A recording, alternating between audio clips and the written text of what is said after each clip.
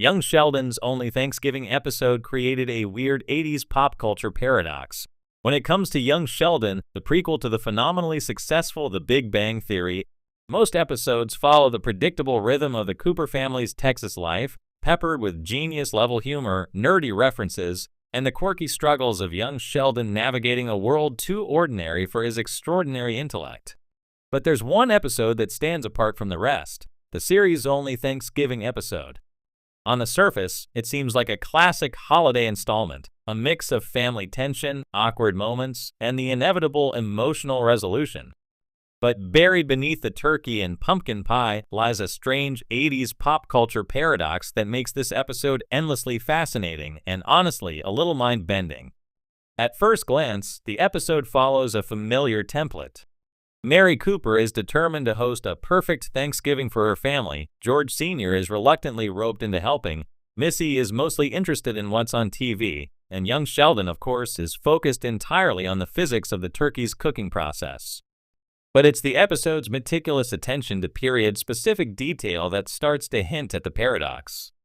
Unlike other episodes that occasionally gloss over historical accuracy for the sake of comedy, the Thanksgiving installment doubles down on 80s authenticity, creating a cultural snapshot that's almost obsessive in its specificity. From VHS tapes of Back to the Future playing in the background to authentic 1980s advertising jingles blaring from the Cooper family's television, the episode is an impressively crafted portal to 1989 Texas. Here's where things get weird. Sheldon's encyclopedic knowledge of pop culture, history, and science seems to contradict the timeline established by the show. In this episode, he references The Breakfast Club and Ferris Bueller's Day Off with the kind of depth and nuance that implies he's seen them multiple times, but according to the series' timeline, he's about 9 years old.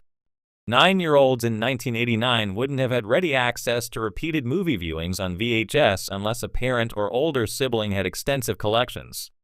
The Cooper family is depicted as a somewhat traditional Texas household, hardly the type to own a large library of contemporary teen films. Yet Sheldon's commentary not only references the films, but includes details that only someone with repeated viewings or preternatural insight would know. In other words, the episode inadvertently presents a version of the 80s where pop culture is omnipresent and fully internalized by a child who, in reality, would likely have only a fleeting exposure. It's a small detail, but it's the seed of a paradox. This paradox becomes more pronounced when you consider the music choices. Throughout the episode, classic 80s tracks from artists like Madonna, Huey Lewis, and The Cure play diegetically, either on the radio, the TV, or as background hums from Sheldon's school. While the songs themselves are accurate for the late 80s, some of the lyrics and contextual nods are presented as if Sheldon and Missy are fully fluent in the cultural and emotional subtext of the decade. For instance, Missy casually comments on a lyric from Madonna's Like a Prayer in a way that assumes a cultural understanding beyond a typical 9-year-old's grasp. The result is a strange temporal tension. The show is meticulously grounded in 1989, yet its characters operate as if the cultural canon of the 1980s has already been fully digested, analyzed, and internalized by children, a paradox that's almost Brechtian in its implications. The paradox extends even to technology. George Sr. struggles with dialing the rotary phone for a call to a family member, a moment that's historically accurate. But simultaneously, Sheldon is seen calculating the odds of a microwave defrost cycle perfectly thawing the turkey, a feat of mental computation that borders on sci-fi levels of anticipation. The juxtaposition is jarring. One family member is tethered to the technological limitations of 1989, while another effortlessly bypasses them through sheer intellect. For viewers paying close attention, it feels as though the show is attempting to operate on two timelines simultaneously, one where 1989 is historically accurate, and another where Sheldon's genius creates an almost anachronistic manipulation of time and knowledge. Adding to the complexity is the episode's meta-commentary on television itself. There's a scene where Sheldon observes the Cooper family's TV, noting the irony of sitcoms portraying idealized families in ways that don't match the chaotic reality in which he lives.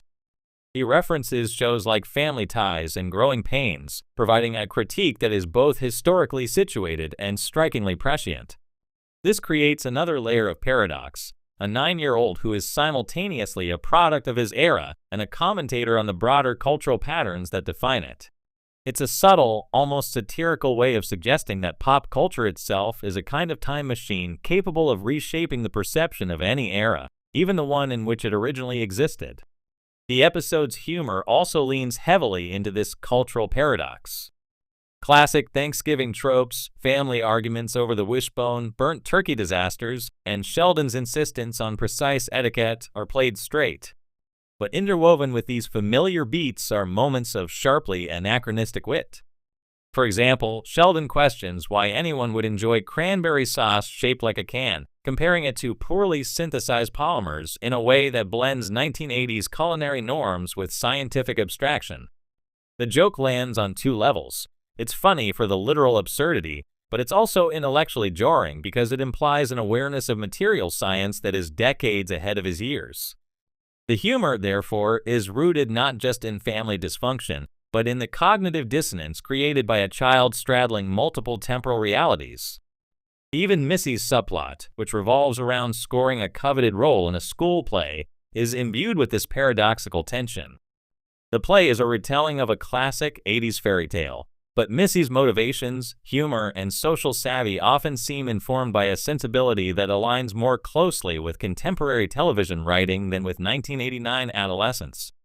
This blending of eras is subtle but persistent. The episode suggests a cultural elasticity, a sort of time-bending lens through which viewers experience the past.